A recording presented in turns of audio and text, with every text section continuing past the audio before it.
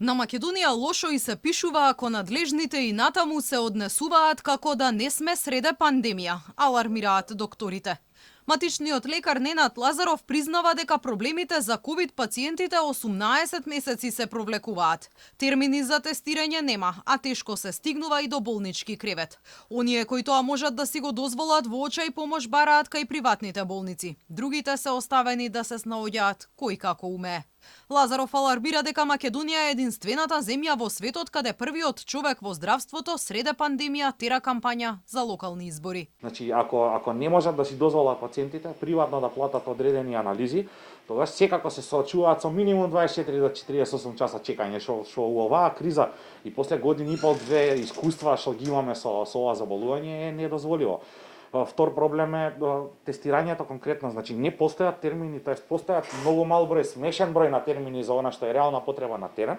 И втора, од оваа ситуација само ќе апелирам и ќе поздравам дека не постои друг пример на светот, каде што министер актуелен за здравство е шеф на изборен штаб на владеачката партија во моментот.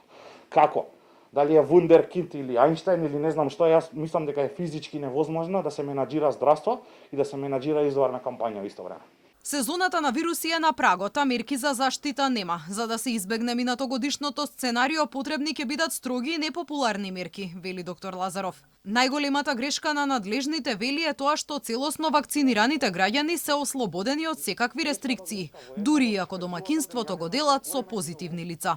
Да ја споменеме една небулоза која што исто така прави многу штета во моментот, а тоа е дека вакцинирани не се изолираат доколку во членот има позитивен. Тоа е нонсенс.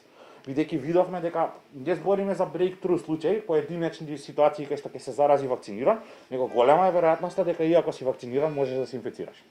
Од тука е за мене нонсенс, бидејќи ја имам ситуација неколку семејства моментално со по двајца позитивни, ама останатите двајца кои што се вакцинирани дури не ги ни тестираме, немаме право ни на тест да ги пратиме, а не па да подлежат на изолација. И тие одат на работа? Да, апсолутно да.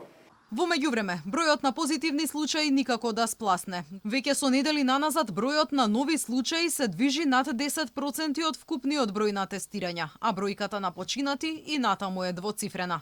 Црната ковид статистика ја искачи земјава високо на непопуларната светска листа. Македонија и натаму е втора во Европа по бројот на починати на 1 милион жители, веднаш зад Босна и Херцеговина.